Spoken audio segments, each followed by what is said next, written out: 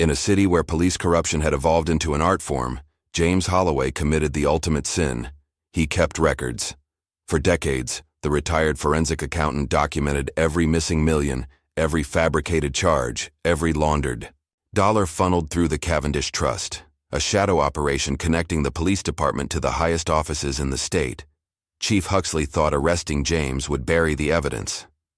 A simple detention, an intimidation tactic used countless times before.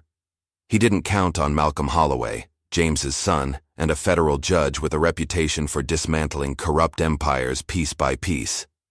Now, as James is held in a classified facility by private military contractors, his meticulously gathered evidence is becoming the weapon that might bring down not just corrupt officers, but governors, senators, and the corporate puppet masters who've built their fortunes on stolen police pensions. In the coming war between the Holloways and the system they're exposing, one thing becomes clear. Sometimes the most dangerous opponent isn't the one with the most power, but the one with nothing left to lose. Just before we get back to it, I'd love to know where you're watching from today. And if you're enjoying these stories, make sure you're subscribed, because tomorrow's special episode is one you definitely don't want to miss. The evening sun cast long shadows across Maple Street as James Holloway walked with a measured pace toward Wilson's corner store. At 68, his body moved a bit slower than in his prime, but his mind remained razor-sharp. Decades spent hunting financial criminals through labyrinthine accounting records had honed his attention to detail. Though retired for 5 years now, the habits of observation never left him. James adjusted his glasses and nodded to Mrs. Patterson watering her petunias. This walk to Wilson's had been his evening ritual since moving to the quiet neighborhood. 6 blocks to get fresh air, pick up the newspaper, maybe a pint of ice cream if the grandkids were visiting that weekend. What James didn't know was that his routine had been noted, cataloged, and marked for exploitation. Inside the patrol car, parked across from Wilson's, Officer Derek Mitchell shifted uncomfortably in his seat. 3 months out of the academy, and already he felt the weight of expectations pressing down on him. "Target's approaching," said Officer Brian Carter, tapping the steering wheel. At 26, Carter had 2 years on the force and carried himself with the false confidence of someone desperate to belong. "Remember what Sergeant Willis said? This guy's a troublemaker, always sticking his nose where it doesn't belong." Mitchell frowned. "What exactly did he do?" "Don't need the specifics," Carter replied, eyes following James as he entered the store. "Orders came from the top. We're just doing our job, keeping an eye on potential agitators." Mitchell remained silent, watching James through the store window. There was nothing threatening about the elderly black man in pressed khakis and a button-down shirt. Nothing that screamed troublemaker, but questioning orders wasn't how you survived your rookie year. Across the street, in an unmarked sedan with tinted windows, a man in an expensive suit observed the officers. He made a brief call. "Target has entered the location. Officers are in position." Inside Wilson's, James moved through the familiar aisles, nodding to Tom Wilson behind the counter. He noticed 2 black teenagers, maybe 16 or 17, being followed closely by the new clerk, a nervous young man James hadn't seen before. "Can I help you find something?" the clerk asked the teenagers, his voice carrying an edge of suspicion. "We're just looking," one of the teens replied, clearly uncomfortable. James watched as the clerk continued hovering, occasionally touching the phone in his pocket. The boys were simply browsing the snack aisle, yet the clerk's behavior suggested they were seconds away from armed robbery. The teenagers selected a few items and approached the counter. The clerk scrutinized each product as if checking for hidden weapons. "ID," the clerk demanded when they tried to purchase energy drinks. "We're just buying chips and soda," the taller teen explained. "Store policy, no ID, no service." James had seen enough. He approached the counter, newspaper tucked under his arm. "Tom Wilson never had that policy in the 15 years I've been coming here." The clerk startled. "Sir, this doesn't concern you." "I believe it does," James replied calmly. "Selective enforcement of non-existent policies is discrimination. That has consequences." "Are you threatening me?" The clerk's voice rose. No, James said. I'm educating you. I'll take my newspaper, and these young men will take their purchases. Then I'm going to have a conversation with Tom about his new hiring practices. The clerk's face flushed red. I'm calling the police. They're already outside, James noted, gesturing to the patrol car. Been watching the store for nearly an hour. The teenagers exchanged worried glances. James turned to them. Pay for your items. I'll wait with you. Outside, Mitchell and Carter observed the exchange through the window. Looks like we've got our agitator in action, Carter said, reaching for the door handle. Shouldn't we wait until something actually happens? Mitchell asked. Carter shot him a look. Something is happening. Let's go. As the officers entered, James was helping the teenagers collect their change. Is there a problem here? Carter asked, hand resting casually on his holster. No problem, James responded. These young men were making purchases. I was doing the same. Store clerk called in a disturbance, Carter said. Said you were threatening him. That's not what happened, one of the teenagers began, but Carter silenced him with a glare. ID, Carter demanded, looking at James. For what reason? James asked. I've broken no laws. Mitchell shifted uncomfortably as Carter took a step closer to James. Sir, we just need to verify your identity. Am I being detained? James asked, his voice steady. Because if not, I'll be on my way. Carter moved to block the exit. We've received reports of a disturbance. Standard procedure is to identify all parties involved. Reports from a clerk who is harassing these young men, James clarified. I simply intervened. ID. Now. Carter's voice hardened. I know my rights, officer, James said. Unless you're detaining me for specific suspicion of a crime, I'm not obligated to identify myself. Carter's face darkened. Mitchell watched the situation deteriorating, but felt powerless to intervene. Why are you being difficult? Carter demanded. Just show us your ID.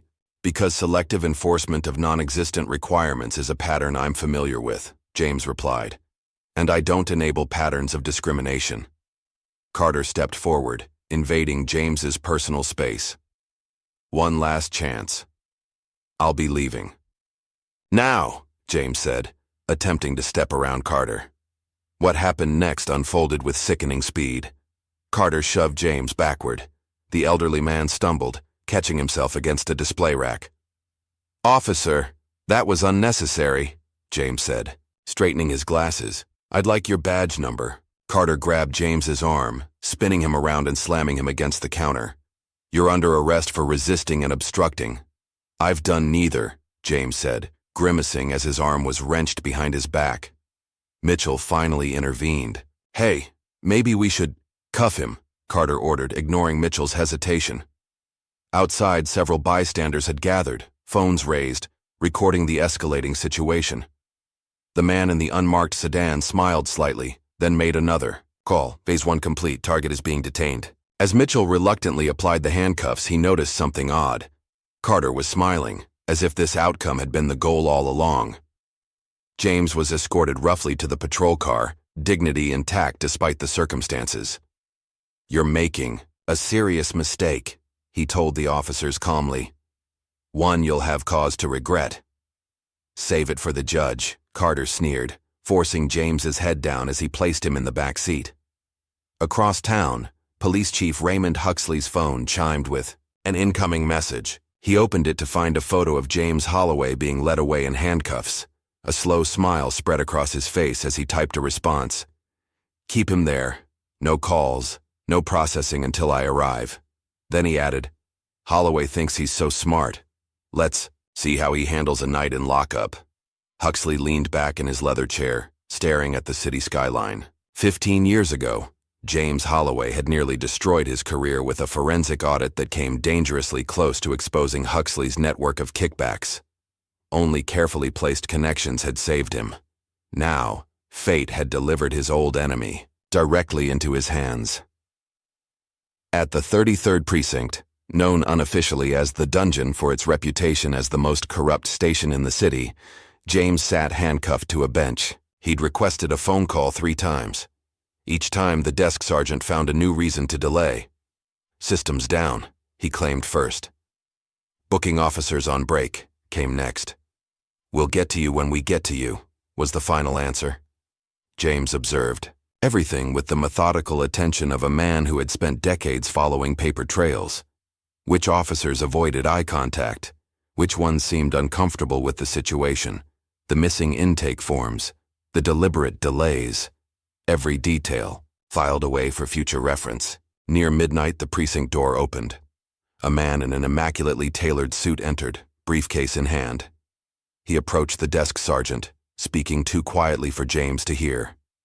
The sergeant nodded, then glanced toward James with an expression that might have been pity. The suited man turned, studying James with calculating eyes before disappearing into the back offices. 10 minutes later, James was moved to an interrogation room, still denied his phone call. As the door closed behind him, James Holloway sat straight-backed in the uncomfortable metal chair. Whatever game they were playing, he recognized the tactics: isolation, uncertainty, psychological pressure. The same techniques used to break financial criminals during his active years. James smiled slightly. They had no idea who they were dealing with, or more importantly, who his son was. Judge Malcolm Holloway's courtroom fell silent as he delivered his verdict. The defendant, a city councilman charged with embezzling public funds, seemed to shrink in his expensive suit as Malcolm's voice cut through the hushed chamber. The evidence presented leaves no room for doubt or leniency, Malcolm stated, his deep voice carrying to the farthest corners of the room. This court sentences you to 15 years without possibility of parole, the maximum allowed by law. The councilman's attorney jumped to his feet. Your Honor, my client is a public servant with decades of— Your client, Malcolm interrupted, systematically stole from programs meant to help the city's most vulnerable citizens. He will serve his sentence at Mitchell Federal Penitentiary, not one of those minimum security country clubs reserved for white-collar criminals. A murmur rippled through the gallery. Judge Malcolm Holloway's reputation for harsh sentences against corrupt officials was well earned. At 42, he had become the most feared judge in the district, known for his encyclopedic knowledge of the law and his complete immunity to political pressure. As Malcolm gathered his papers, his clerk approached, with a note. Your Honor, this was marked urgent. Malcolm unfolded the paper, his expression unchanging as he read its contents. Only those who knew him well would have noticed the slight tightening around his eyes. Court is adjourned, he announced, rising abruptly. We will reconvene tomorrow at 9. In his chambers, Malcolm closed the door and immediately dialed a number from memory. Eleanor, he said when the call connected.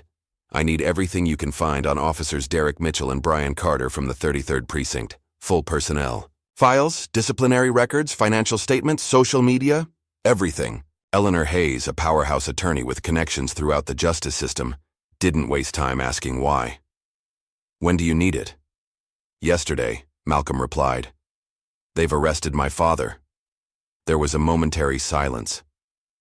James? On what? Charges? The note just said he's being held at the 33rd. No charges specified, no details provided. The dungeon, Eleanor said, her voice hardening. That's Huxley's precinct. Exactly, Malcolm replied. That's what concerns me. Pull those records, then meet me at my office in an hour.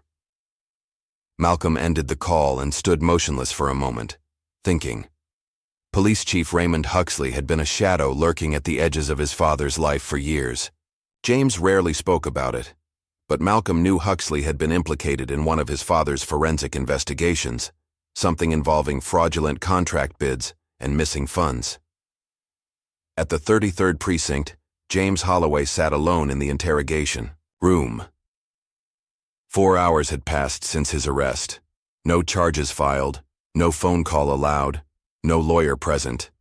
Every procedural violation carefully noted in his mental ledger. The door opened, and Officer Carter entered with a cup of water. Comfortable, old man? James didn't respond, simply watching Carter with the unwavering attention of someone accustomed to finding discrepancies in careful facades. Not so talkative now, huh? Carter placed the water just out of reach. Maybe a night in lockup will loosen that tongue. I'd like to make my phone call, James stated calmly. It's been over 4 hours since my arrest. Carter laughed. Yeah, about that. Turns out the phones are down. Citywide technical issue. Very unfortunate. I see, James replied. And the charges against me? We're still figuring that out, Carter said with a smirk. Lot of paperwork involved. Might be tomorrow before we sort it all. James nodded slightly. I understand. And when my son discovers I'm being illegally detained without charges, without access to counsel, in direct violation of department policy and constitutional law, I imagine there will be some paperwork involved then as well. Carter's smirk faltered. Your son, what's he gonna do, sue the department? Get in line. My son, James said quietly, doesn't need to sue. He simply needs to sign his name. Before Carter could respond, the door opened again. A desk sergeant appeared, looking uncomfortable. Carter, you're needed outside. Detective Reynolds wants to speak with you. Carter shot James a final glare before leaving. The sergeant carefully avoided eye contact with James, hurrying out behind the officer. In the hallway, Detective Elijah Reynolds waited, case file in hand. At 45, Reynolds was a 20-year veteran of the force, with salt and pepper, hair, and the weary eyes of someone who had seen too much to maintain illusions about the system he served. What's going on with the Holloway arrest? Reynolds asked, flipping through the haphazard paperwork. Carter shifted uncomfortably. Resisting and obstructing, maybe disorderly conduct. Really? Reynolds raised an eyebrow. Because there's no actual arrest report here. No Miranda documentation, no processing forms. We're getting to it, Carter replied defensively. Sergeant said to hold off on processing. Under whose authority? Carter hesitated. Orders from above. Reynolds closed the file. Above who exactly? Before Carter could answer, the precinct doors opened. A tall man in an expensive suit entered, flanked by 2 uniformed officers from Internal Affairs. The entire room seemed to hold its breath. That's Deputy Commissioner Wallace, the desk sergeant whispered. Chief Huxley's right-hand man. Wallace approached the front desk. Where is the Holloway suspect being held? Interrogation room C, the sergeant replied, pointing down the hallway. Wallace nodded to his escorts. Ensure no one enters that room without my explicit authorization. This is now a matter of public safety. Reynolds stepped forward. Sir, with respect, on what grounds is Mr. Holloway being held? There's no proper arrest documentation. Wallace turned cold eyes toward Reynolds. Detective, this individual has been identified as a person of interest in an ongoing investigation. That's all you need to know. An investigation into what? Reynolds pressed. Detective, Wallace said, quietly. I suggest you focus on your assigned cases. This matter is above your pay grade. Reynolds watched as Wallace disappeared down the hallway, the Internal Affairs officers taking up positions outside the interrogation room. Across town, Eleanor Hayes worked furiously at her computer. Her office at Hayes Legal Partners occupied the entire top floor of a downtown high-rise, offering a commanding view of the city skyline. Tonight, she barely noticed the glittering lights as she dug through restricted databases. Her phone rang. Malcolm, I've got something, she said, skipping the greeting. Officer Carter has 3 excessive force complaints in 2 years, all against black suspects, all dismissed. Officer Mitchell is straight out of the academy, no record yet. What about financial irregularities? Malcolm asked. Carter's living beyond his means, Eleanor replied. Condo in Riverdale, new Audi, vacation property in the Poconos. No family money, no secondary income source I can find. Someone's padding his account, Malcolm concluded. It gets worse, Eleanor continued. I pulled the dispatch logs. There was no call from Wilson's corner store, no complaint filed. The officers were already on scene when the incident occurred. They were waiting for him, Malcolm said, his voice hardening. This was planned. Malcolm, Eleanor hesitated. I found something else. There's a sealed file in the department database tagged with your father's name. It's classified above my clearance level. Can you crack it? Not remotely, Eleanor admitted, but I know someone who might be able to help. Give me an hour. Malcolm ended the call and stared out his office window. From the 30th floor of the courthouse building, he could see the lights of the 33rd precinct, 12 blocks away. His father was there, illegally detained, while corrupt officers fabricated charges against him. Malcolm reached for his phone again, dialing Judge Harriet Watkins, the senior judge on call for the night. "Harriet, it's Malcolm Holloway. I need an emergency release order for a detainee at the 33rd precinct." "Malcolm?" Judge Watkins sounded surprised. "It's almost midnight. This can't wait until morning?" "My father is being held without charges, denied his right to counsel in violation of department policy," Malcolm explained. "I need that order." Now there was a pause. "Your father, James Holloway?" "Yes. Can you issue the order?" Another pause. Longer this time. "I'll need to review the circumstances. The system shows he's being held in connection with an ongoing investigation." Malcolm frowned. "What investigation? What charges?"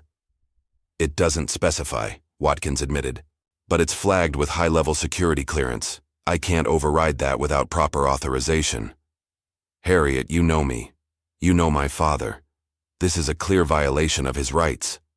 "I'm sorry, Malcolm," she said, sounding genuinely regretful.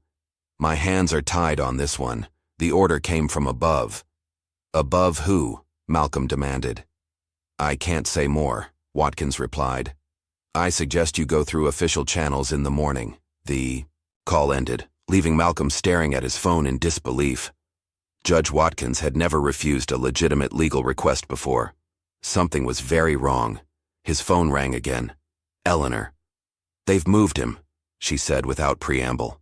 "My contact just informed me they're transferring your father to a different facility." "Where?" Malcolm asked, already grabbing his coat. "The Blackwood Center." Malcolm froze. The Blackwood Center was not a standard detention facility. Officially, designated as a special processing center for high-risk detainees, it operated outside normal judicial oversight, used primarily for terrorism suspects and high-level security threats. "That's impossible," Malcolm said. "They can't possibly justify sending him there."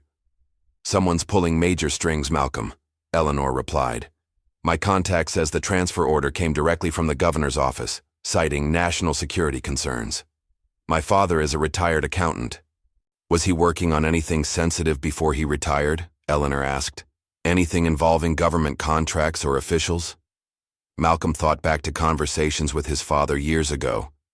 James had mentioned an investigation into defense, contracts, municipal fund allocations that didn't add up, missing millions that seemed to vanish into offshore accounts.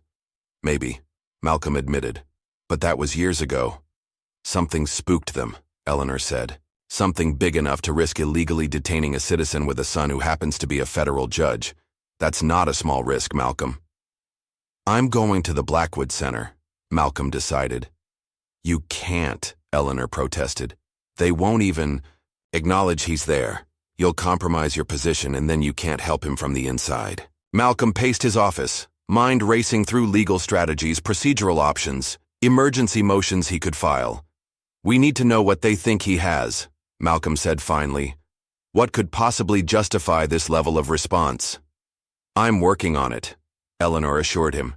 "My contact is trying to access the sealed file. But Malcolm, be careful. If they're willing to go this far already—" "I know," Malcolm replied grimly. "This isn't just about an illegal arrest anymore. Someone is trying to bury something big, and they think my father is the key." At the 33rd precinct, Detective Reynolds watched as James Holloway was escorted from the interrogation room by the internal affairs officers. James walked with dignity despite the handcuffs, his eyes scanning the room, noting faces, positions, details. Their eyes met briefly. Reynolds saw no fear in the older man's gaze, only a calculating intelligence. James gave him the slightest east nod before being led out a side entrance, where an unmarked black SUV waited. Reynolds turned to his computer, quietly logging into the case management system. The file on James Holloway had been completely scrubbed, replaced with a simple notation. "Transfer authorized under Executive Order 1792, Classified Protocol." Reynolds had never seen that protocol code before. He wrote it down, then cleared his search history. As he was preparing to leave, Officer Mitchell approached, looking troubled. "Detective," Mitchell said quietly. "About the Holloway arrest." "Not here," Reynolds murmured, gesturing toward the exit. Outside, in the precinct parking lot, Reynolds lit a cigarette. "What's on your mind, rookie?" Mitchell glanced around nervously. "Something's not right about what happened today. The way Carter pushed for that confrontation like he was expecting it. And now this high-level transfer? You asking questions, Officer Mitchell?" "I just want to know if we did the right thing," Mitchell said. "Mr. Holloway didn't seem like the troublemaker we were told to watch for." Reynolds studied the younger officer. "Sometimes in this job you find yourself caught between what's legal and what's ordered. Start asking yourself which side you want to be on." "I became a cop to help people," Mitchell said. "Then remember that," Reynolds replied, crushing out his cigarette, "because I think things are about to get complicated." As the black SUV carrying James Holloway disappeared into the night, a mysterious figure watched from the shadows. The same well-dressed man who had observed the initial arrest now spoke quietly into a secure phone. "Phase 2 complete. Target secured. Proceeding with containment protocol." He listened briefly, then responded, "Yes, the sun is already making moves. Exactly as predicted. The chess pieces were in motion, the board was set, and James Holloway, a seemingly ordinary retired accountant, had somehow become the central piece in a game with stakes higher than anyone yet realized." Malcolm Holloway stared at the rain pelting against his office window, the nighttime city lights blurring into watery smears. 24 hours had passed since his father's arrest, and the sense of powerlessness was eating him alive. Behind him, the door opened with a soft click. "You look terrible," Eleanor said, placing a coffee on his desk. Dark circles shadowed her eyes, her normally immaculate suit slightly rumpled from an all-night research session. "Any word from your FBI contact?" Malcolm asked, ignoring the coffee. Eleanor nodded, lowering her voice despite the privacy of Malcolm's chambers. "Thomas called. He says your father's name appeared in an ongoing federal corruption probe, something called Operation Blacklight. It's classified well above Thomas's clearance level." "That makes no sense," Malcolm said, raking fingers through his short-cropped hair. "My father's been retired for 5 years. What could he possibly have to do with an active federal investigation?" Eleanor perched on the edge of his desk. "Thomas couldn't access details, but he said the case involves historical financial crimes. Apparently, they've been building it for over a decade." Malcolm frowned. "Did he have any information about the Blackwood Center?" "Only that it's used for high-value detainees who possess sensitive national security information." Eleanor hesitated. "Malcolm, no one gets lawyer visits at Blackwood. It operates under counterterrorism protocols. They can't just disappear a U.S. citizen without due process." Eleanor's laugh was hollow. "Tell that to the dozens of people already held there." Malcolm turned back to the rain-streaked window. "There has to be a legal avenue. I've filed emergency motions with every judge in the district," Eleanor said. "They've all been mysteriously reassigned or delayed. Someone's blocking us at every turn." Malcolm's phone buzzed with an unknown number. He answered cautiously. "Judge Holloway," came a voice disguised by an electronic filter. "Your father is being interrogated by Agent Marcus Webb of the Financial Crimes Task Force. They believe he has information about offshore accounts tied to defense contracts from 2018. "Who is this?" "Someone who believes in justice," the voice replied. "Meet me at Riverside Park East Entrance 1 hour." The line went dead. Malcolm looked at Eleanor. "I need to go." "That's obviously a trap," she warned. "Maybe," Malcolm conceded. "But right now it's all we have." At the Blackwood Center, a nondescript concrete building with no exterior signage, James Holloway sat across from a man in a charcoal suit. The windowless room held only a metal table and 2 chairs. A camera blinked in the upper corner. "Mr. Holloway," said the man, his voice precisely modulated. "I'm Agent Webb. Do you know why you're here?" James folded his hands calmly. "I know this detention is illegal. I know my constitutional rights are being violated. Beyond that, I assume this relates to something I uncovered during my professional career." Webb opened a thin file. Project Cavendish, he said, watching James's face. Does that name mean anything to you? A flicker of recognition crossed James's features before he carefully controlled his expression. I investigated many projects over 40 years. Names blur together. This one wouldn't blur, Webb pressed. 20 years ago, you performed a forensic audit on defense contracts flowing through the state, specifically infrastructure security upgrades. I performed hundreds of audits. Webb leaned forward. Mr. Holloway, we know you kept records. Personal notes that never made it into official reports. We need those records. Even if such records existed, James replied evenly, I've been retired for 5 years. Ancient history. Not ancient to the people who stand to lose everything. If those records surface. Webb's tone hardened. People with enough influence to make you disappear into a hole so deep your federal judge son would never find you.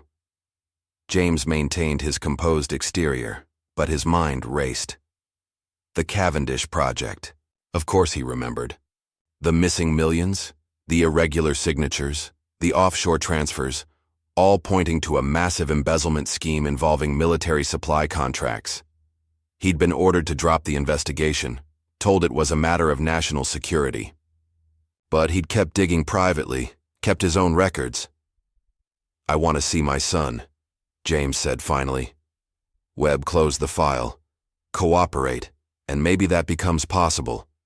Continue stonewalling, and this conversation moves to less comfortable surroundings. Meanwhile, Malcolm sat on a park bench, collar turned up against the persistent drizzle. The park was nearly empty, the rain discouraging casual visitors. A slender woman with short silver hair approached, sitting beside him without making eye contact. Judge Holloway. You're not who I expected, Malcolm observed. Judith Winters, investigative reporter, Washington Post, she replied quietly. I've been tracking police corruption in major cities for 18 months. Your father's name came up in my research. How? 5 years ago, James Holloway was conducting an audit for the Defense Contract Audit Agency. He discovered discrepancies in police equipment procurement across 3 states. Millions in federal funds diverted to shell companies. She passed him a thumb drive. His final report was buried, but he kept personal records. Records that could expose a corruption network reaching to the governor's office. Malcolm pocketed the drive. Why are you helping us? Because I've lost 2 sources already, Judith replied grimly. One disappeared. One had an accident. Your father might be the only living person who can connect all the dots. If what you're saying is true, these people have incredible reach. How do I fight that? Judith stood to leave. You don't fight an octopus tentacle by tentacle, you aim for the head. As she walked away, she called over her shoulder, check the Cavendish Trust, that's where it all leads. Back at her office, Eleanor worked furiously, her fingers flying, across her keyboard. A quiet knock interrupted her concentration. Her assistant poked his head in. There's an Officer Mitchell here to see you, says it's about James Holloway. Eleanor tensed. Send him in. Officer Mitchell entered, nervously removing his cap. Ms. Hayes? I was one of the officers who arrested James Holloway. I think we were set up. Eleanor studied him carefully. Why come to me? Because something's happening at the precinct. Files disappearing, officers being reassigned. And this morning, Carter, my partner, didn't show up for roll call. His girlfriend reported him missing. Missing or hiding? Mitchell shook his head. His apartment was ransacked, and I received this. He held out his phone showing a text message. Stay quiet or you're next. Who sent it? Blocked number. Mitchell's hands trembled slightly. Detective Reynolds suggested I talk to you. Said, you might know what's really going on. Eleanor leaned back, weighing her options. Officer Mitchell, what I'm about to tell you could end your career. Or worse. Are you sure you want to be involved? I became a cop to uphold the law, Mitchell said, straightening his shoulders. Not to be part of whatever this is. At that moment, across town, Detective Reynolds sat in his car, reviewing old case files. His phone rang. An unknown number. Detective Reynolds, came a gravelly voice. Walk away from the Holloway case. This is bigger than you. Who is this? Someone who doesn't want to see another good cop become collateral damage. The old man stumbled onto something he shouldn't have. Leave it alone. The call ended. Reynolds stared at his phone, then at the case files spread on the passenger seat. Something caught his eye, a financial report from 5 years ago with James Holloway's signature. The same report referenced military-grade equipment purchased by the department that had never appeared in their inventory. Reynolds reached for the file, but headlights suddenly flooded his rearview mirror. A black SUV had pulled up behind him, engine idling. Reynolds slowly reached for his service weapon, but before he could react, the SUV reversed and disappeared down the street. A warning. Meanwhile, James sat alone in his cell, mentally reviewing the details of the Cavendish investigation. There had been a ledger, a physical record he'd kept separate from the official investigation. He'd documented every irregular transaction, every falsified signature, every shell company. Names, dates, account numbers, all meticulously recorded. He'd hidden it years ago, sensing the danger even then. Hidden it where only someone who knew him intimately would think to look. Hidden it in plain sight in his old office, behind the framed photo of young Malcolm at his law school graduation. James closed his eyes, hoping his son would make the connection before it was too late. In Malcolm's apartment, Eleanor examined the thumb drive from Judith Winters. This contains partial financial records from something called the Cavendish Trust. It's an offshore account in the Cayman Islands that received over $50 million from police equipment contracts. Who controls it? Malcolm asked. That's the problem. It's buried under layers of shell companies. But look at this authorization signature. She pointed to a scanned document. It matches samples from Governor Wilson's office. Malcolm studied the screen. That's not enough to build a case. No, but this might help. Eleanor pulled out her phone, showing an email from her contact. Remember that sealed file I mentioned? My source finally cracked it. It contains a single memo ordering all investigations into the Cavendish Trust closed by executive privilege, signed by Chief Huxley and countersigned by a Department of Defense official. Malcolm paced the room. So we have a corruption scandal tying the police department to the governor's office and potentially the DOD. But why move against my father now, after all these years? Maybe they're tying up loose ends, Eleanor suggested. Or maybe your father has something they desperately need to keep hidden. Malcolm stopped suddenly. The ledger. What ledger? My father always kept personal records separate from official investigations. He called it his insurance policy. Malcolm grabbed his keys. I need to get to his house before they do. It's probably already been searched, Eleanor warned. Not his house, his office, the study in his basement. He always said the safest place to hide something is where no one thinks to look. Before Malcolm could reach the door, his phone rang. The caller ID showed Detective Reynolds. Judge Holloway, Reynolds said without preamble. I need to meet with you immediately. I believe your father's life is in danger. Where? Public places aren't safe. There's an abandoned warehouse at the corner of Fulton and 9th. Come alone. Malcolm ended the call, looking at Eleanor. That was Detective Reynolds. Wants to meet at an abandoned warehouse. You can't seriously be considering it, Eleanor said incredulously. Of course not. It's obviously a setup. Malcolm checked his watch. But it tells us they're getting desperate. We need to move fast. What's the play? You go to my father's house, find the ledger. I'll create a diversion. Make them think I'm following Reynolds' bait. Eleanor nodded, grabbing her coat. Be careful, Malcolm. These people have already shown they don't play by the rules. As they prepared to leave, Officer Mitchell's phone buzzed with a message. His face went pale as he read it. What is it? Eleanor asked. Mitchell held up the phone. The screen showed a photo of Carter's body, slumped in what appeared to be a car trunk. Below it, 3 words. Accidents happen daily. They killed him, Mitchell whispered. They actually killed him. The game had just turned deadly. The headline, splashed across the morning news sites. Judge exposes illegal detention scheme. Malcolm had pulled no punches, releasing documents proving that rookie cops had been ordered to target his father specifically. The public outcry was immediate. fueled by grainy cell phone footage of James being forced to the ground during his arrest. Chief Huxley slammed his fist on his desk, rattling the awards and commendations that covered his wall. Damage control. Now, he barked at Deputy Commissioner Wallace. I want those rookie officers front and center. Make them the scapegoats. Sir, Officer Carter is dead, Wallace reminded him, and Mitchell has disappeared. Then find Mitchell. Huxley's face was purple with rage. And get me something on the old man. Anything we can use to justify the detention. Wallace shifted uncomfortably. Sir, there's something else.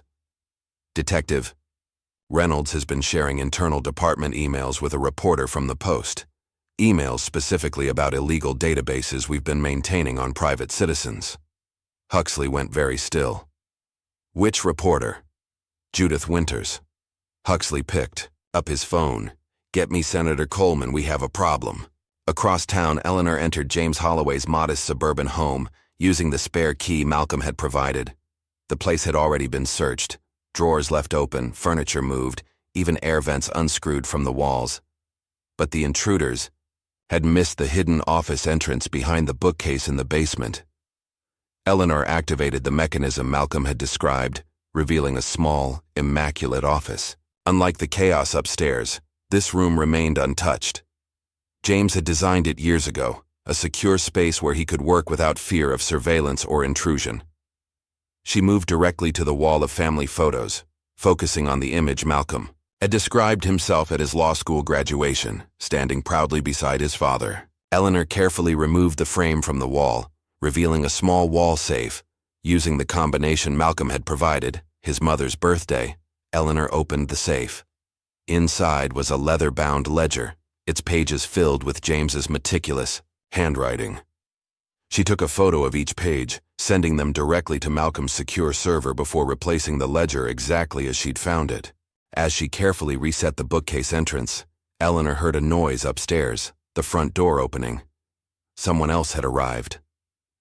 Malcolm sat in his parked car half a block from the abandoned warehouse, watching as unmarked vehicles surrounded the building. His diversion was working. They believed he'd taken Reynolds' bait. In reality, Detective Reynolds himself had called Malcolm from a burner phone 10 minutes after their initial conversation. Judge Holloway, someone used my phone to contact you, he'd warned. I think they're planning an ambush. Now Malcolm observed from a safe distance as men in tactical gear positioned themselves around the warehouse. His phone vibrated with an incoming message from Eleanor. Got it. Pages secured. Company arrived. Staying hidden. Malcolm started his car, pulling away slowly to avoid attention. The ledger pages were the evidence they needed, but they still had to get his father out of Blackwood. For that, they needed leverage. His phone rang again. Judith Winters. Judge Holloway, I need to meet now. One of my sources was just killed. Who? Officer Brian Carter. His body was found in the trunk of his car with a staged suicide note claiming responsibility for mistakes made during the Holloway arrest. Malcolm processed this information quickly. They're tying up loose ends. Exactly, Judith confirmed. And I'm probably next on their list. I have something they don't want published. A whistleblower statement from inside the department. Officer Mitchell? No, someone higher up. Deputy. Commissioner Wallace. He's agreed to testify that Chief Huxley ordered James Holloway's detention directly, calling it a matter of national security. Why would Wallace turn? Because Carter wasn't supposed to die. Things are spiraling and Wallace wants protection before he ends up as the next scapegoat. Malcolm checked his rearview mirror, making sure he wasn't being followed. Where are you now? Somewhere safe. I'll send coordinates for a meeting point. The line went dead. At police headquarters, a public affairs officer addressed a room full of reporters. The department is investigating allegations of procedural irregularities in the arrest of James Holloway. Officer Brian Carter, one of the arresting officers, has tragically taken his own life, leaving a note expressing remorse for his actions. Reporters shouted questions, but the officer raised his hands. I can confirm that Mr. Holloway is not in police custody. According to our records, he was released the same evening as his arrest. From the back of the room, a reporter called out, Then where is he? His family has filed a missing persons report. The department has no further information on Mr. Holloway's whereabouts. The press conference devolved into chaos as reporters demanded answers. Chief Huxley watched from a side room, his jaw clenched. "They're not buying it," Wallace observed. "It doesn't matter," Huxley replied. "By the time this plays out, the old man will be discredited or dead." Wallace stared at his superior. Dead? That wasn't part of the plan. Huxley turned cold eyes toward him. "Plans change. The governor can't afford what's in that ledger to go public. None of us can." Meanwhile, Officer Mitchell sat in Eleanor's office, reviewing the ledger pages she'd sent. "This is unbelievable," he said, scrolling through the documented evidence. Chief Huxley and Governor Wilson diverted millions from federal security grants into private accounts. "Not just diverted," Eleanor corrected. "According to these records, they created an illegal surveillance program using the equipment purchased with those funds, monitoring private citizens, political opponents, journalists." Mitchell shook his head. "And they're willing to kill to keep this quiet." Eleanor's phone chimed with a secure message from Malcolm. "Whistleblower secured, preparing to move." "We need to get these records to the FBI," Mitchell said. Eleanor hesitated. "Malcolm's FBI contact warned us that this corruption might extend to certain federal offices. We need to be selective about who we trust." Mitchell's face hardened. "Then we take it public. All of it. That makes us targets."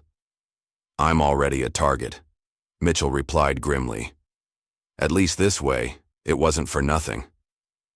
At a secluded lakeside cabin 30 miles outside the city, Malcolm met with Judith Winters and Deputy Commissioner Wallace.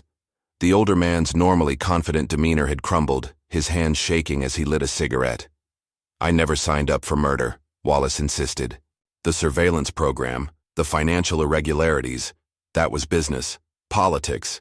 But killing a police officer? That crosses a line."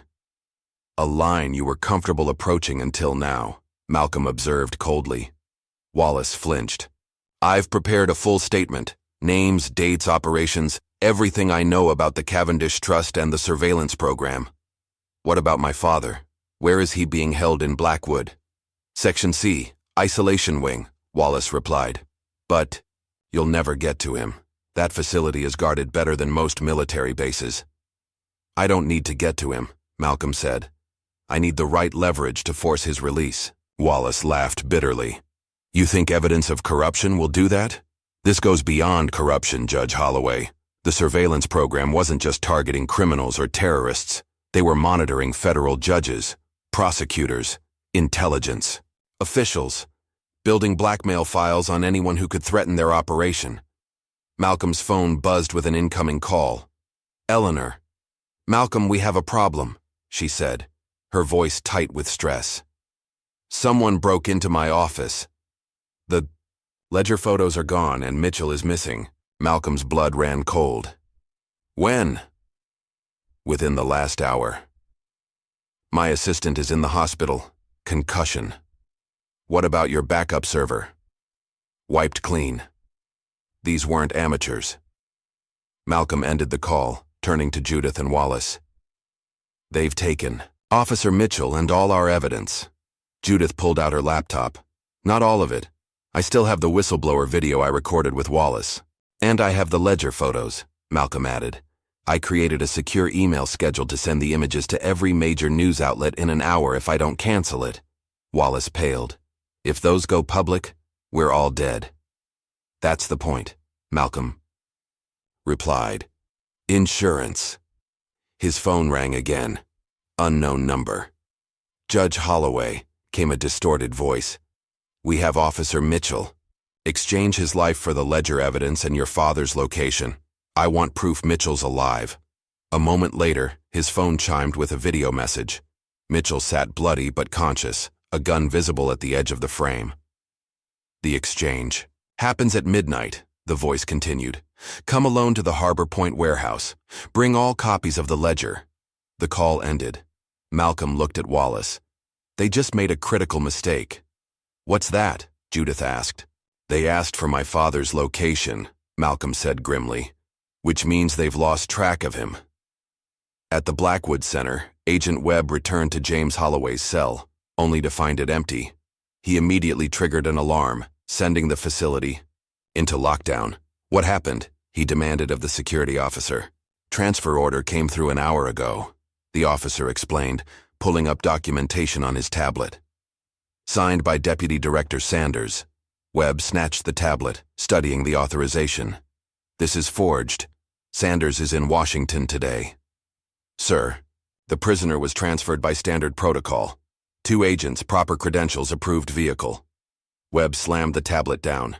"Find out where they took him now." Back at the cabin, Malcolm prepared for the midnight meeting. "The ledger stays secure," he told Judith. "I'll bring blank pages. By the time they realize the deception, the real evidence will be public." "And Mitchell?" Judith asked. "I'm not sacrificing him," Malcolm assured her. "But we need to be smart about this. They've clearly lost control of the situation if they don't know where my father is." Wallace, who had been silent for several minutes, suddenly spoke up. "What if they didn't lose him? What if someone else took him?" Malcolm turned. "What do you mean?" "There were rumors," Wallace said hesitantly, "about federal prosecutors building a case against the governor. Deep cover investigation, years in the making." "You think the FBI extracted my father?" Wallace shook his head. "Not FBI. Something else. Something with enough clout to override Blackwood security protocols." Malcolm's phone buzzed with another message, a single line of text from an unknown number. "Harbor Storage Unit 228, combination 11-1763. "What's the significance of those numbers?" Judith asked, looking over his shoulder. Malcolm stared at the message. "My birthday." At Harbor Storage, Malcolm cautiously approached Unit 228, Eleanor at his side. The storage facility was deserted. At this late hour, security cameras conveniently malfunctioning according to the apologetic night manager. Malcolm entered the combination. The padlock clicked open. Inside the unit sat a single chair, occupied by a man in an expensive suit. The same mysterious figure who had observed James's arrest. "Judge Holloway," the man said calmly. "I apologize for the theatrics, but security protocols must be observed." "Who are you?" Malcolm demanded. "Someone who shares your interest in the Cavendish Trust." The man handed Malcolm a business card. "No name, just a federal seal and a phone number. Your father is safe. He's been placed in protective custody as a key witness in an ongoing federal corruption investigation." Eleanor stepped forward. "Why should we believe you?" The man smiled slightly. "Because I could have had both of you eliminated at any point in the past 48 hours. Instead, I've been ensuring your evidence remains intact while preventing certain parties from silencing you permanently." "Where is my father?" Malcolm pressed. "That I cannot tell you, for his safety and yours. But I can assure you he is comfortable and being treated with respect." The man checked his watch. "In approximately 20 minutes, federal agents will arrest Governor Wilson, Chief Huxley, and 12 other conspirators involved in the Cavendish operation." "And Officer Mitchell?" Eleanor asked. "Already extracted. The men holding him are now in custody." Malcolm studied the mysterious man. "You've been watching this whole time, letting it play out." "We needed them to expose themselves," the man confirmed. "Your father's unfortunate detention accelerated our timeline, but it also flushed out actors we might have missed otherwise." "So my father was bait," Malcolm said bitterly. "No," the man corrected. "Your father was a crucial witness who possessed evidence we needed. His detention was not part of our plan, but we adapted." He stood, straightening his impeccable suit. "The evidence you've gathered will ensure these criminals face justice. Your father's testimony will be the final nail in their coffin." "When can I see him?" Malcolm asked. "Soon," the man promised, heading for the door. "Once the arrests are complete." He paused, turning back. "One last thing, Judge Holloway. This conspiracy extends beyond your city. What you've uncovered is merely one tentacle of a much larger beast." As the suited man disappeared into the night, Malcolm exchanged looks with Eleanor. The battle was nearly won, but the war, it seemed, was just beginning. Dawn broke over the city skyline as Malcolm stood on the courthouse steps, surrounded by reporters. The previous night's promised arrests had indeed occurred. The evening news had shown Governor Wilson and Chief Huxley being led away in handcuffs. But Malcolm's father remained in protective custody at an undisclosed location, and the mysterious federal operative had gone silent. Today I'm filing a federal lawsuit against the police department, the governor's office, and the operators of the Blackwood Center, Malcolm announced to the assembled press. The systematic corruption and civil rights violations perpetrated against my father and countless others cannot go unpunished. Judge Holloway, called out a reporter, given your personal connection to this case, how can you ensure impartiality? I'm filing as a private citizen, not as a judge, Malcolm clarified. The case will be assigned randomly within the federal court system to ensure complete impartiality. Another reporter raised her hand. Sources within the police department claim your father was detained as part of an ongoing national security investigation. Can you respond to that? That claim is a fabrication designed to justify illegal detention, Malcolm replied firmly. My father is a retired forensic accountant who uncovered corruption. That's why he was targeted. As the press conference continued, Eleanor slipped through the side entrance of the courthouse, carrying the legal filings. The halls were unusually quiet for a Monday morning. She approached the clerk's office and handed over the thick stack of documents. Federal civil rights action, she explained, needs immediate processing due to ongoing detention concerns. The clerk, a veteran court employee named Margaret whom Eleanor had known for years, glanced at the papers, then around the empty office. She lowered her voice. Ms. Hayes, you should know. Judge Keaton has been reassigned. All urgent civil matters are being redirected to Judge Pembroke's docket. Eleanor felt a chill. Judge Walter Pembroke was notorious for dismissing civil rights cases against law enforcement. When did this happen? Orders came down last night, Margaret whispered. Very unusual. Several case reassignments all at once. Eleanor nodded her thanks and stepped away, immediately texting Malcolm. They're stacking the deck. Pembroke got our case. Outside, Malcolm concluded the press conference and checked his phone. Reading Eleanor's message, his jaw tightened. They were being outmaneuvered before they'd even begun. Back in his office, Malcolm found a formal notice on his desk. Due to his personal involvement in an active case, he was being placed on administrative leave pending review. The letter bore the signature of Chief Judge Lawrence Harmon, a man Malcolm had considered a mentor. They're isolating you, Eleanor observed, reading over his shoulder. Cutting off your access and authority. It won't work, Malcolm replied, though doubt had begun to creep into his voice. The evidence speaks for itself. Eleanor wasn't so sure. We need to find out where they're holding your father. Without his testimony, it's our word against a system that's already circling the wagons. Malcolm's phone rang, a blocked number. Holloway, he answered. Judge Holloway, came Detective Reynolds's strained voice. I need to meet you. It's about your father. Where are you? Hospital. Someone rigged my car with an explosive device. I was lucky, got suspicious when I saw the door slightly ajar, backed away just as it detonated.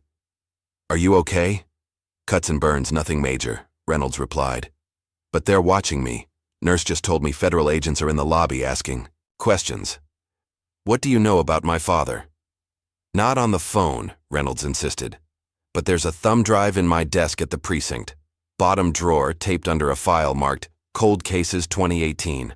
Get it before they do. The line went dead. Malcolm looked at Eleanor. We need to get into the 33rd precinct.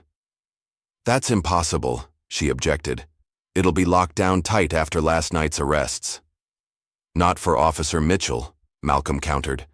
They don't know he's working with us now. An hour later, Mitchell entered the precinct, doing his best to appear normal despite his still visible injuries from his abduction. He nodded casually to the desk sergeant. Thought you were on medical leave, the sergeant commented. Just grabbing some personal items, Mitchell explained. Doctor says I need another week at least. The sergeant waved him through. The precinct was in chaos. Internal affairs officers conducting interviews. Evidence bags being carried out. Officers huddled. Intense conversations. Mitchell made his way to Reynolds' desk, which had already been sealed with evidence tape. Glancing around to ensure no one was watching, Mitchell broke the seal and quickly searched the bottom drawer. The cold case file was there, and taped beneath it, a small thumb drive. He pocketed it and closed the drawer, replacing the evidence tape as best he could. As Mitchell turned to leave, he found his path blocked by two men in suits. "Officer Mitchell," said the taller one, flashing a federal ID, "we'd like to ask you a few questions about Detective Reynolds." Mitchell's heart hammered in his chest. "Of course, but I'm due at my doctor's appointment. Can we schedule for later today?" The agents exchanged looks. "This won't take long," said the second agent, gesturing toward an interrogation room. As Mitchell followed them, he discreetly dropped the thumb drive into a trash can beside a water cooler. 20 minutes later, Officer Lisa Taylor, another Allie Eleanor had cultivated within the department, retrieved the drive during her coffee break and walked casually out of the building. Back at Eleanor's office, Malcolm inserted the thumb drive into a secure laptop. It contained a single video file, security footage from the Blackwood Center showing James being transferred not to federal agents, but to men in plain clothes driving an unmarked van with diplomatic plates. "That's not a federal vehicle," Eleanor noted. "Those are diplomatic tags." "Foreign intelligence?" Malcolm wondered aloud. "Or private military contractors," Eleanor suggested grimly. "Either way, your father isn't in protective federal custody like we were told." Malcolm's phone buzzed. An email notification. The subject line, "Emergency Hearing, Holloway v. City of Eastland et al. Pembroke has scheduled the hearing for tomorrow morning," Malcolm said, disbelief evident in his voice. "That's unprecedented speed." "It's not speed, it's sabotage," Eleanor replied. "They're rushing to dismiss before we can gather more evidence." The following morning, Malcolm and Eleanor entered Judge Pembroke's courtroom. The judge, a corpulent man with thinning gray hair and cold eyes, barely looked up as they took their places at the plaintiff's table. "Your Honor," Eleanor began, "we request a continuance to properly prepare—" "Denied," Pembroke interrupted. "The government has filed a motion to dismiss on grounds of national security. Let's proceed with that matter first." A new face had appeared at the defense table, Assistant U.S. Attorney Caroline Winters, representing the federal government's interests. "Your Honor," Winters addressed the court, "the government moves to dismiss this case under the state secrets privilege. Mr. Holloway's detention involves classified matters that cannot be litigated in open court without risking serious damage to national security." "That's absurd," Malcolm interjected. "My father is a retired accountant, not a spy." Pembroke glared over his reading glasses. "You'll have your turn, Mr. Holloway." "Your Honor," Winters continued smoothly, "I've submitted a classified declaration for in-camera review explaining the government's position. I'm not at liberty to discuss its contents in open court." Malcolm watched in growing horror as Pembroke nodded, reviewing the sealed documents with exaggerated care. "Ms. Hayes," Pembroke finally said, "I've reviewed the government's submission. The national security concerns are legitimate and substantive. This case is dismissed." "Your Honor," Eleanor protested, rising to her feet, "we haven't even been allowed to present evidence of the civil rights violations." "My ruling is final," Pembroke cut her off. "This matter is closed." As they left the courtroom, a courier approached Malcolm, handing him an envelope. Inside was a single sheet of paper with the governor's office letterhead, containing sworn testimony from a confidential informant claiming James Holloway had been involved in financial crimes for years. "They're framing him," Malcolm said, crumpling the paper, "creating a false narrative." Outside the courthouse, reporters swarmed around them. One thrust a microphone toward Malcolm. "Judge Holloway, how do you respond to allegations that your father was involved in embezzling police pension funds?" Malcolm froze. "What allegations?" Another reporter jumped in. "The governor's office just released a statement claiming James Holloway was an unregistered intelligence asset who exploited his position to siphon funds offshore." "That's a complete fabrication," Malcolm replied, struggling to maintain his composure. A third reporter raised her phone. "They've released banking records showing transfers to accounts allegedly controlled by your father." Malcolm felt the ground shifting beneath him. The counter-narrative was already spreading, painting his father as the criminal. That evening, Malcolm sat in Eleanor's office as she paced furiously. "They've fabricated evidence," she fumed. "Those bank records are forgeries." "But effective ones," Malcolm noted grimly. "Half the city already believes my father is guilty." Eleanor's assistant entered with a stack of files. "This just came from our FBI contact." Malcolm flipped through the documents. Sealed court orders authorizing surveillance on James Holloway dating back 3 years, all based on credible evidence of financial crimes. They've been building this frame-up for years, he realized, waiting for the right moment. "The question is why," Eleanor said. "Why go to these lengths to discredit your father?" Malcolm looked up. "Because of what he knows, what he documented in that ledger." Their conversation was interrupted by a call from Officer Mitchell. "Judge Holloway," he said urgently, "a witness just came forward claiming to have information about your father's detention, then recanted an hour later. Threatened. His exact words before going silent. They said they'd kill my family if I... So ist weit." After hanging up, Malcolm received another call, the mysterious suited man from the storage unit. "Judge Holloway," the man said without preamble, "you're being watched. Your offices are compromised. Trust no one within the system." "Who are you really?" Malcolm demanded. "Someone who wants the same thing you do. Justice. But there are forces at work here beyond your comprehension. Forces with tentacles throughout the judiciary, law enforcement, even my own organization." "Why should I believe anything you say?" Malcolm asked bitterly. "You claimed my father was in protective custody. That was a lie." A pause. "Not a lie. An assumption. His extraction from Blackwood wasn't our operation. Someone else got to him first." "Who?" "That's what concerns me," the man admitted. "The diplomatic plates suggest involvement from certain foreign interests who've been tracking the Cavendish operation for their own purposes." "What purposes?" "Judge Holloway," the man said gravely. "The Cavendish Trust isn't just about police corruption or embezzled funds. It's about a shadow network with connections to private military contractors, intelligence agencies, and foreign governments. Your father's ledger is the key to unraveling all of it." After the call ended, Malcolm stared at the phone, processing this new information. Eleanor watched him with concern. How deep does this go? She wondered. Before Malcolm could answer, breaking news flashed across Eleanor's office television. Federal judge accused of judicial misconduct. They watched in stunned silence as Malcolm's face appeared on screen, accompanied by allegations of intimidating witnesses and abusing judicial authority to pursue a personal vendetta. "They're coming after you directly now," Eleanor realized.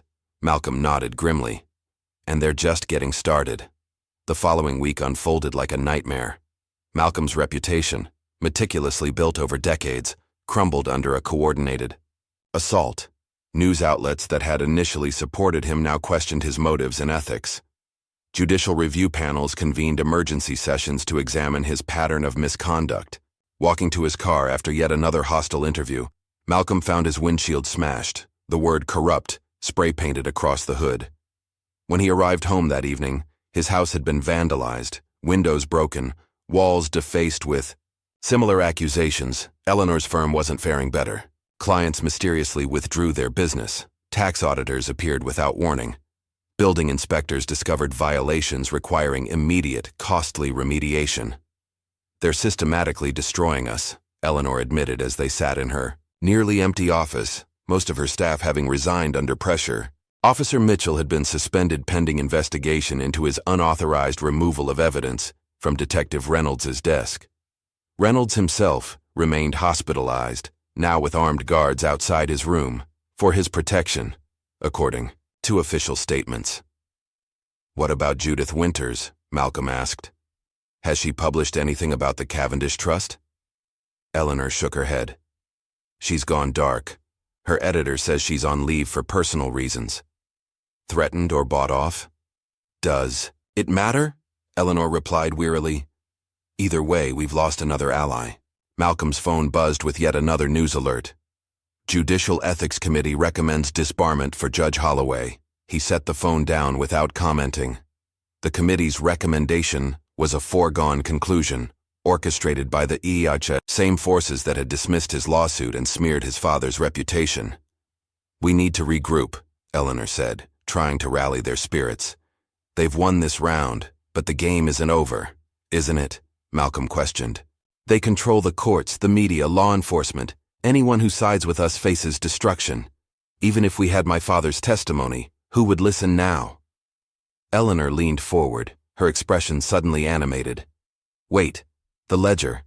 They've been frantically trying to discredit both you and your father. What if the ledger contains something so damaging they're willing to destroy everything to keep it hidden?"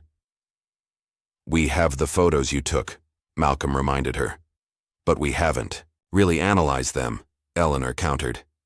"We've been so focused on the legal battle, we haven't looked deeply at what James actually documented." Malcolm nodded slowly. "You're right.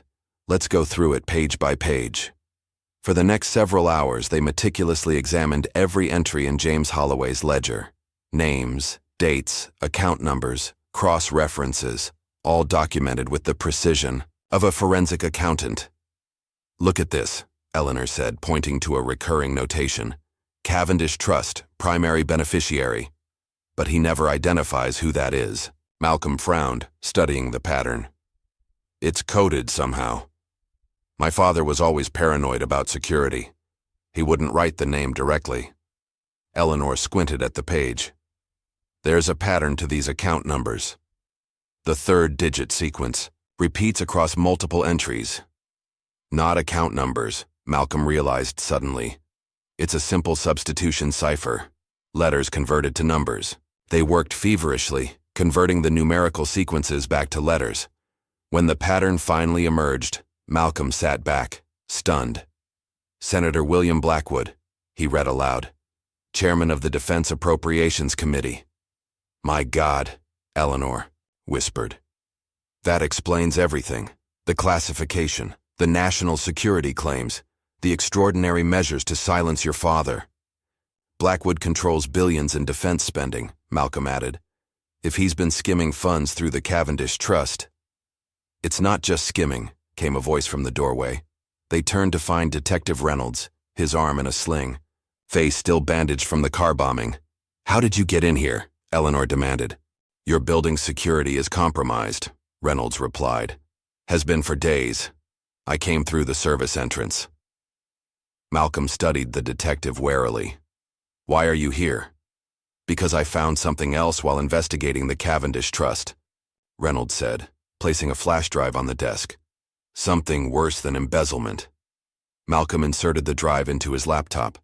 It contained surveillance footage and internal memos detailing a covert program using civilian populations for illegal surveillance. The program, codenamed Neighborhood Watch, employed modified police equipment to turn ordinary devices, phones, smart speakers, even appliances, into listening devices. "They've been spying on everyone," Reynolds explained. "Judges, prosecutors, politicians, journalists, anyone who might expose the operation." "That's how they've stayed ahead of us," Malcolm realized. "They've been listening to our conversations, tracking our movements, anticipating our every move, and using the information for blackmail," Reynolds added. "That's why so many officials and judges suddenly turned against you. They're being coerced." Malcolm processed this staggering revelation. "We need to get this information out. All of—" "How?" Eleanor questioned. "Every channel we might use is compromised or under surveillance." Malcolm considered their limited options. "We need to go underground. Connect with people who know how to operate outside the system. I might know someone," Reynolds offered cautiously. "An old contact from my time in FBI joint operations. He works with a network of former intelligence officers who investigate corruption." "Can you trust him?" Malcolm asked. Reynolds nodded. "He was your father's colleague years ago, Thomas Sullivan." "Sullivan," Malcolm repeated, the name triggering a memory. "My father mentioned him. Said if things ever went sideways, Sullivan was the one person I could trust." That night, in an abandoned warehouse converted into a makeshift secure facility, Malcolm met with Thomas Sullivan, a silver-haired man with piercing blue eyes, and the focused intensity of someone accustomed to high-stakes operations. "Your father and I worked together on government contract investigations," Sullivan explained. "He was the best forensic analyst I ever knew, could follow money through dozens of shell companies without losing the trail." "Do you know where he is now?" Malcolm asked. Sullivan shook his head. "Not specifically, but I believe he's being held by private contractors working for Senator Blackwood. The diplomat plates were a cover. Those men work for Sentinel Security Group, Blackwood's personal enforcement team." "Why take such risks?" Eleanor questioned. "Why not just have James killed if he's such a threat?" "Because they need to know what he shared and with whom," Sullivan explained. "James always kept his most damaging evidence compartmentalized. They know there's more than just the ledger." Sullivan's team had established a secure communication network and provided Malcolm and Eleanor with clean phones and laptops. For the first time in weeks, they could speak freely without fear of surveillance. "We've been analyzing your father's ledger," Sullivan continued, spreading printouts across a makeshift table. "The Cavendish Trust is more than just an embezzlement scheme. It's the financial backbone of a shadow intelligence operation run by private interests." "Blackwood," Malcolm surmised. "Blackwood and others," Sullivan confirmed. "They've created a state within the state, a private intelligence apparatus with tentacles throughout law enforcement, judiciary, even mainstream media." "How do we fight something that entrenched?" Eleanor asked. Sullivan pointed to a section of James's notes. "Your father documented every transaction, every participant, but he also documented something they don't know about, the original source of the funds." Malcolm leaned closer.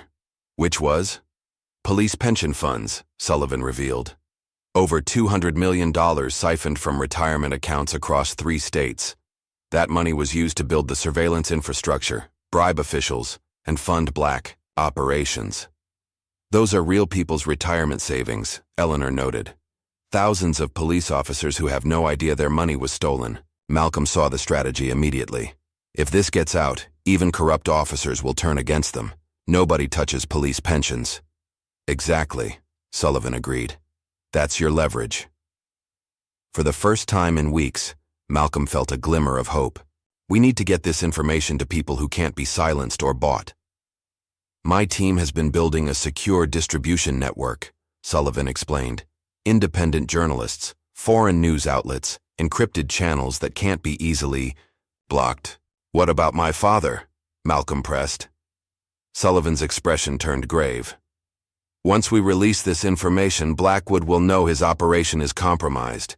Your father becomes either a liability to be eliminated or a bargaining chip.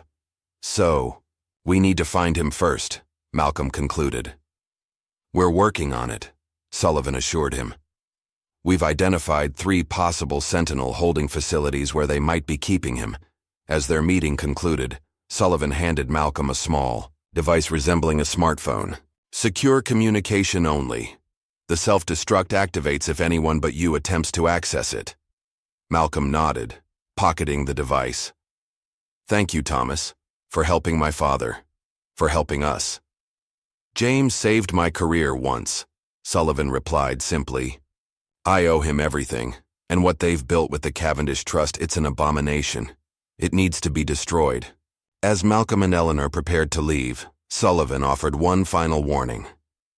"Be careful who you trust, even among allies. This conspiracy has been cultivating assets for years. People who seem friendly may be reporting your every move."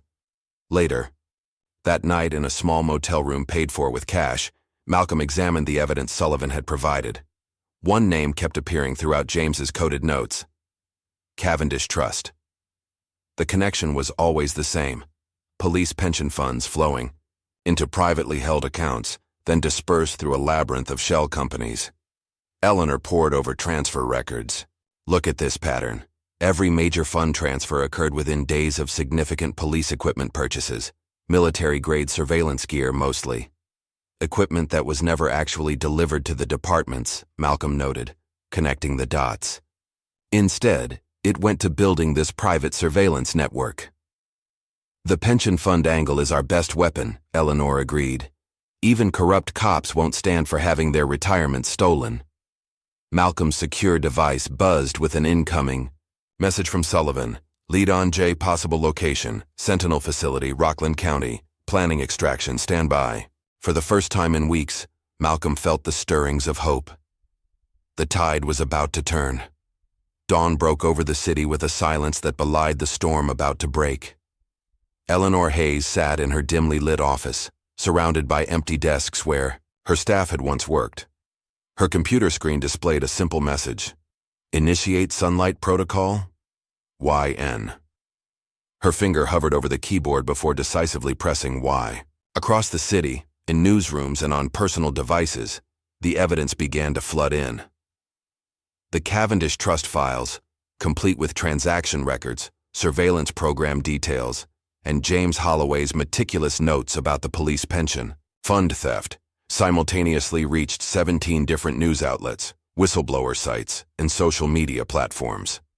By 9 a.m., the first headlines appeared. Massive police corruption exposed, 200 million stolen from officer pensions. Eleanor's phone buzzed with a text from Malcolm. It's working. Stay secure. From his position in Sullivan's safe house, Malcolm watched news channels cycling through the revelations.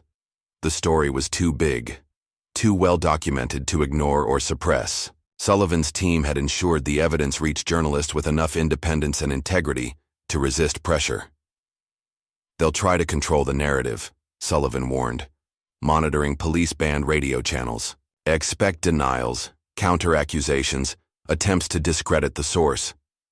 Let them try, Malcolm replied. The pension fund angle is hitting hard.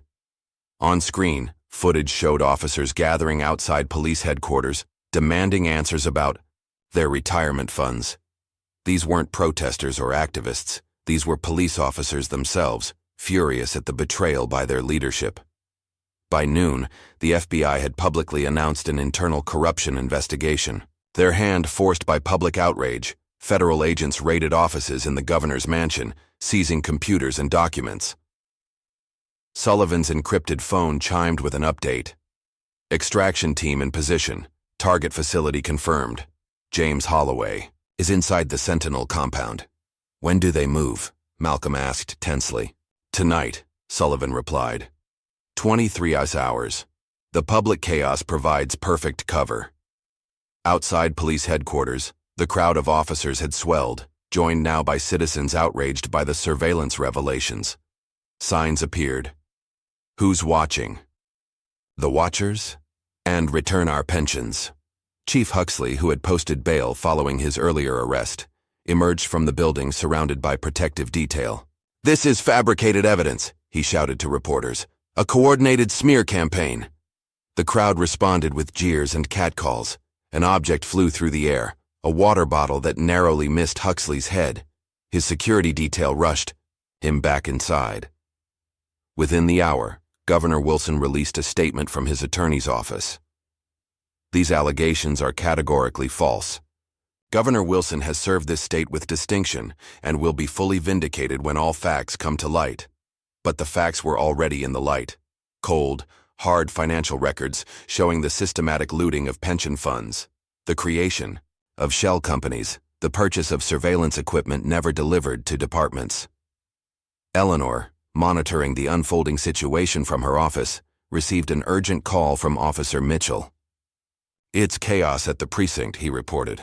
Officers are turning on leadership, demanding answers about their pensions. The internal affairs floor is completely locked down. What about Detective Reynolds? Eleanor asked. Released from the hospital. An hour ago. He's gone public with his evidence about the surveillance program. He's being interviewed live on Channel 8 right now. Eleanor switched channels to see Reynolds, still bandaged but resolute, describing how officers were ordered to install unauthorized monitoring devices in homes and businesses throughout the city. This wasn't about fighting crime, Reynolds explained to the stunned interviewer. This was about power and control. They were building files on judges, journalists, political opponents, anyone who might threaten their operation. By mid-afternoon, protests had spread to the courthouse, City Hall, and the Blackwood Center. The National Guard was placed on standby.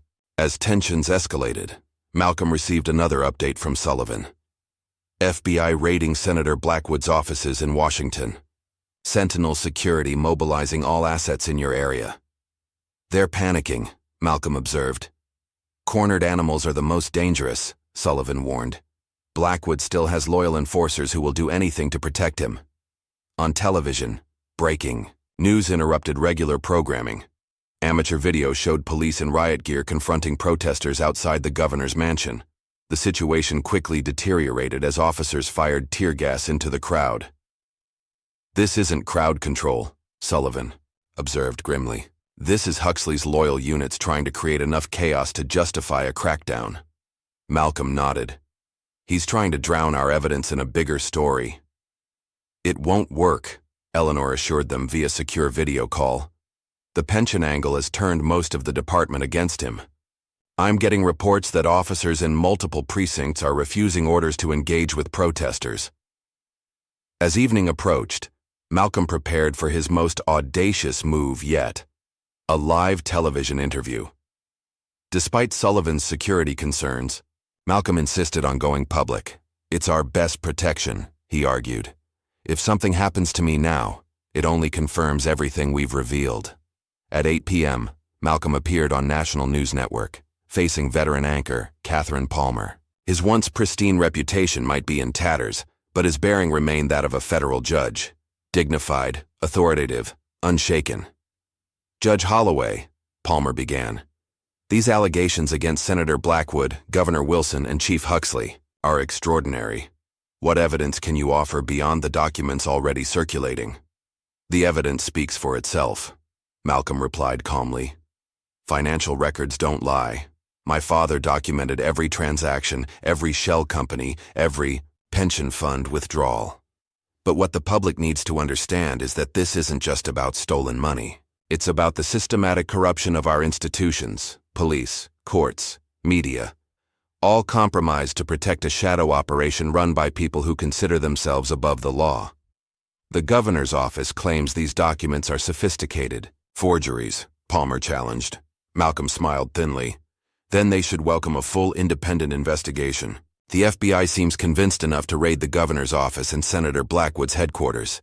What about your father? The governor's spokesperson suggested James Holloway is actually hiding offshore with embezzled funds. My father was illegally detained and is currently being held against his will by Sentinel Security, a private military contractor controlled by Senator Blackwood. They abducted him to silence him, but they failed to secure his evidence. Palmer's eyes widened at Malcolm's directness. That's an accusation of kidnapping against a sitting U.S. senator. It's a statement of fact, Malcolm countered, and I have video evidence of my father being transferred to Sentinel operatives from the Blackwood Center.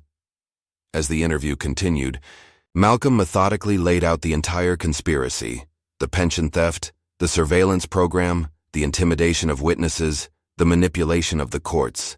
This is not just corruption, he concluded. This is an attempt to create a private power structure operating above and outside our democratic institutions, a shadow government answerable to no one. By the time the interview ended, social media was exploding with reactions. Malcolm's calm, detailed presentation had resonated with viewers tired of political spin and denial. Sullivan met him outside the studio. Bold move. The extraction team is in final position. They move on the Sentinel facility in 90 minutes. Any word from inside? Our source confirms your father is alive, being held in the central building. Blackwood's people are scrambling, trying to decide whether to move him or eliminate the problem entirely. Malcolm checked his secure phone, a message from Eleanor. Governor Wilson just fled his residence. State police refused to provide escort. He's on his own. The pieces were falling into place, with public opinion solidly against them and their own security forces abandoning them. The conspiracy was collapsing from within. At 10:30 p.m., as Sullivan and Malcolm monitored the impending extraction operation, breaking news flashed across all channels. An audio recording had surfaced of Governor Wilson directly ordering the cover-up of James Holloway's illegal detention. I don't care what it takes, Wilson's voice declared clearly. Holloway needs to disappear. Permanently. He knows too much about Cavendish. The recording, apparently made during a secure call between Wilson and Chief Huxley, had been leaked by someone inside the governor's inner circle. Rats fleeing the sinking ship. Sullivan's phone lit up with an urgent message. Extraction team compromised. Heavy resistance at Sentinel facility. Backup required. Malcolm stared at the message, blood running cold. What does that mean? It means they were expecting us, Sullivan replied grimly, already gathering equipment. Someone leaked the operation. I'm going with you, Malcolm insisted. Absolutely not, Sullivan countered. You're the public face of this fight. If something happens to you, he's my father, Malcolm said simply. I'm going. As Malcolm and Sullivan prepared to join the extraction team, Eleanor coordinated with federal prosecutors who had finally stepped in, filing RICO charges against the entire network, the police department, city hall officials, and corporate executives tied to Sentinel security. Across town, National Guard units established a perimeter around the federal building where evidence was being gathered. The city teetered on the edge of chaos, but with a crucial difference: the public now understood who the real criminals were. Rain lashed down as Sullivan's tactical team approached the Sentinel security compound. Set on 50 acres of private land and surrounded by an electrified fence, the facility resembled a military installation more than a corporate headquarters. This is where they're holding my father? Malcolm asked, studying the compound through night vision binoculars from their position in the tree line. Sullivan nodded. Sentinel maintains private detention facilities for clients with problems that can't go through official channels. Your father is in Building C, Central Complex. The initial extraction team had breached the perimeter, but encountered heavily armed resistance inside. Communication with them had been lost 30 minutes earlier. What's the new plan? Malcolm asked. Secondary entry point, Sullivan explained, pointing to a maintenance tunnel shown on the facility schematics. Less defended, but higher risk once inside. Malcolm checked the tactical vest Sullivan had provided. Let's move. Their team consisted of 6 former Special Forces operators, men and women who had once served their country before becoming disillusioned with the system they protected. Now they fought a different battle, exposing corruption from within. Remember, Sullivan cautioned, as they prepared to move, these aren't police or regular security. These are ex-military contractors, highly trained and well paid to eliminate problems without questions. They moved through the rain-soaked grounds, bypassing security sensors using equipment that would have been illegal for civilians to possess. Malcolm followed closely, acutely aware that he was the least prepared person on this rescue mission. At the maintenance tunnel entrance, Sullivan's tech specialist disabled the alarm system. We have 7 minutes before their security protocols. Force a system reset. The tunnel stretched ahead, dimly lit by emergency lighting. They moved quickly, encountering no resistance until they reached the central building's sub-level. Something's wrong, Sullivan whispered. Security's too light. Maybe the main team drew their forces, Malcolm suggested. Sullivan shook his head. They knew we were coming. They should have this place locked down tight. They emerged into a corridor lined with holding cells. Most stood empty, but in the third cell, a figure sat motionless on a metal cot. Dad! Malcolm rushed forward, security protocols forgotten. James Holloway looked up, his expression shifting from resignation to shock. Malcolm, what are you doing here? Sullivan's team quickly breached the cell lock. James stood shakily, embracing his son. You shouldn't have come. It's a trap. Before Malcolm could respond, alarms blared throughout the facility. Red emergency lights bathed the corridor in an eerie glow. Move! Sullivan ordered. Back to the tunnel! They helped James along, the older man weakened by days of captivity but still alert. As they reached the junction leading back to the tunnel, gunfire erupted from both directions. Sullivan's team returned fire, creating covering positions in doorways. They've cut off our exit, Sullivan shouted over the gunfire. We need another way out. Malcolm supported his father as they retreated into a side room, some kind of security monitoring station. Screens displayed various parts of the facility, including the main entrance where several black SUVs had just arrived.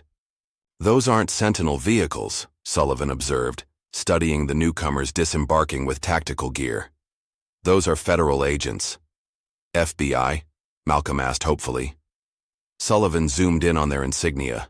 No, something else, higher clearance level. James pointed to another screen showing a helipad on the roof. That's our way out. Sullivan, do you still have air support? On standby, 15 minutes out, Sullivan confirmed. But we need to reach the roof. The security station provided access to the building's systems. Sullivan's tech specialist quickly located the emergency stairwell routes. East stairwell is our best option. Less coverage from security cameras. They moved carefully through the corridors, avoiding direct confrontation where possible. James, despite his weakened condition, kept pace, his mind clearly focused on escape. "Did you secure the ledger?" he asked Malcolm as they climbed the stairs. "We have it all," Malcolm assured him. "The Cavendish Trust, the pension theft, the surveillance program. Everything's public now." James nodded with satisfaction. "Then Blackwood is finished."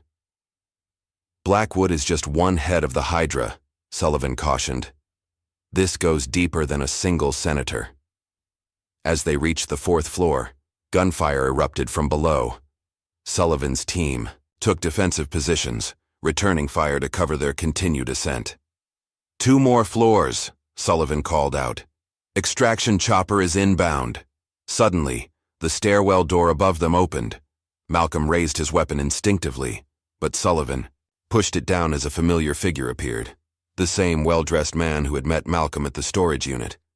"This way," the man said urgently. "My team has secured the roof access." Sullivan hesitated. "Who are you really?" "National Intelligence Oversight Division," the man replied. "We've been building a case against this network for years. You used us as bait," Malcolm accused.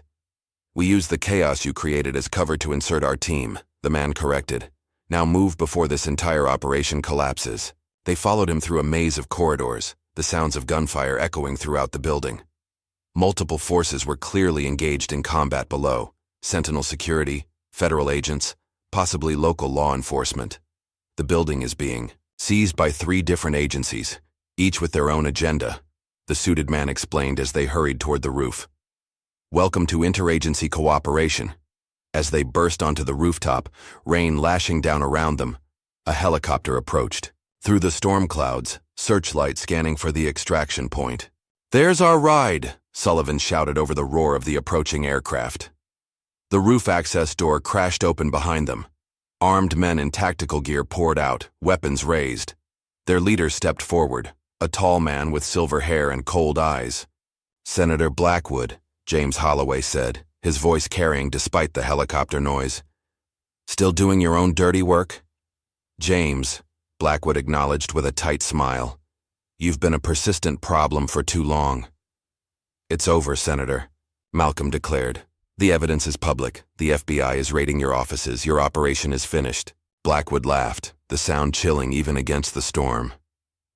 "You think this was my operation? I'm just the public face. The infrastructure you exposed is the mere tip of the iceberg." "He's stalling," Sullivan warned as the helicopter drew closer to the landing pad. "You exposed one network in one city," Blackwood continued. "But we control police departments across the country. The true power isn't in the pension funds or even the surveillance program. It's in what we've built with those resources. A private intelligence apparatus that answers to corporate interests, not elected officials." "You're a United States Senator," Malcolm said incredulously. "Why betray everything you swore to protect?" "Because the system is broken," Blackwood replied simply. "Corporations run this country anyway. We just made it official, removed the middlemen." He raised his weapon. "Unfortunately, none of you will live to share that revelation."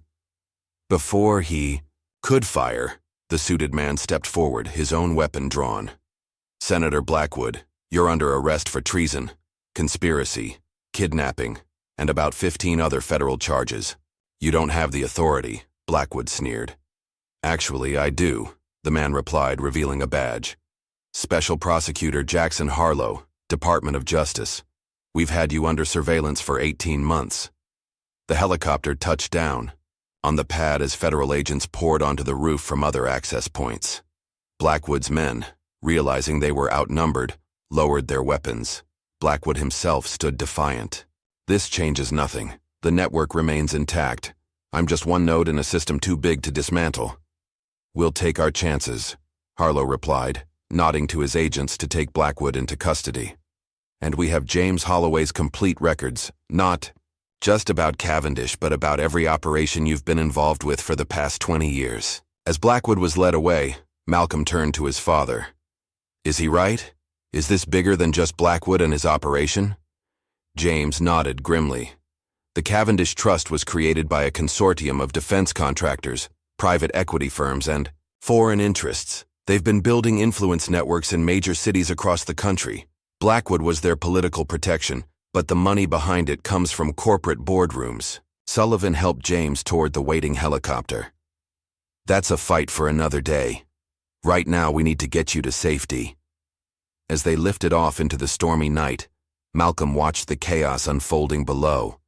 Federal agents leading sentinel, operatives away in handcuffs, evidence being seized, the private army that had seemed so invincible now collapsing under the weight of its exposed crimes. In the helicopter, Harlow handed Malcolm a satellite phone. "There's someone who wants to speak with you," Malcolm answered cautiously. "This is Judge Holloway." "Judge Holloway," came a woman's voice, authoritative and direct. "This is Attorney General Rebecca Mitchell. I want to personally thank you for your persistence in this matter. The corruption network you exposed represents one of the most significant threats to national security we've uncovered in decades." "Thank you, Madam Attorney General," Malcolm replied, watching his father's relieved expression. "But we couldn't have done this without help from within the system. Yes, Prosecutor Harlow has kept me briefed on his undercover operation. We had to maintain strict compartmentalization. Even I didn't know all the details until recently." "What happens now?" Malcolm asked. "The arrests are ongoing. Governor Wilson was apprehended attempting to board a private jet. Chief Huxley is in federal custody. Senator Blackwood's arrest will be announced tomorrow morning. As for the broader conspiracy, that investigation is just beginning." After the call ended, Malcolm sat beside his father, the helicopter carrying them away from the compound where James had been imprisoned. "I thought I'd lost you," Malcolm admitted quietly. James clasped his son's hand. "They underestimated both of us. They always do." Sullivan approached, holding a secure tablet. "You should see this." The screen showed live news coverage, crowds gathering outside police headquarters, the courthouse, city hall. But they weren't angry mobs. They were citizens holding candles, demanding justice and accountability. "The city is waking up," Sullivan observed. People understand what was happening now. As dawn broke over the horizon, casting golden light through the helicopter's windows, a call came through from Eleanor. "Malcolm, they're falling like dominoes.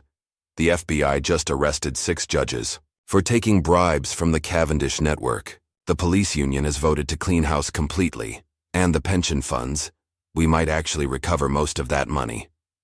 "It's really over," Malcolm said, glancing at his father. James shook his head slowly. "No, it's just beginning. Blackwood was right about one thing. What we exposed is just one branch of a much larger system. The real power behind this operates in boardrooms, not government offices." "Then we keep fighting," Malcolm declared, his resolve hardening. "We exposed one network. We can expose them all." As the helicopter banked toward the rising sun, Harlow received a message on his secure phone. His expression darkened as he read. "Problem?" Sullivan asked. "Maybe," Harlow admitted. "One of our intelligence assets just flagged unusual activity. Someone's accessing classified systems, purging records connected to Cavendish operations in other cities. The corporate backers covering their tracks," James suggested. Harlow nodded grimly. "This victory is significant, but the war is far from over." The helicopter descended toward a secure federal facility where James would provide his formal testimony. On the ground, agents waited to escort them inside. As they disembarked, a distinguished man in a dark suit approached Malcolm. "Judge Holloway, a word in private?" Malcolm glanced at Sullivan, who nodded subtly. They stepped aside from the others. "My name is Director Phillips, National Security Council," the man said quietly. "What you've accomplished is remarkable, but you've now attracted attention from very powerful interests, people who operate beyond the reach of conventional law enforcement." "Are you warning me or threatening me?" Malcolm asked directly. "Neither. I'm recruiting you." Phillips handed Malcolm a plain business card with only a phone number. "Your particular combination of legal expertise and moral courage is rare. We need people like you for what comes next." "Which is what, exactly?" Phillips glanced toward the sunrise. "You've won a battle in one city, but this war is being fought in every major metropolitan area in the country. The same network, different faces. When you're ready to continue the fight, call that number." As Phillips walked away, Malcolm rejoined his father and Sullivan. James looked at the card in Malcolm's hand. "Another shadow operative?" he asked. Malcolm pocketed the card. "Apparently this isn't over." "It never is," James replied with the weary wisdom of someone who had fought this battle for decades. "Systems of power don't surrender easily, but we've struck a significant blow today." As they entered the secure facility, Malcolm glanced back at the rising sun. One network exposed, one city reclaimed from corruption. It was a start, but the war, as Director Phillips had suggested, was just beginning. As the shadows of corruption recede, ask yourself, how many institutions that you trust today are silently watching you, cataloging your vulnerabilities, corrupting the protections you take for granted? The Holloways exposed one network in one city, but how many more remain hidden behind badges, gavels, and official seals? If this story of justice kept you on the edge of your seat, hit that like button and subscribe for more tales that challenge the powerful and expose the truth behind the systems we trust.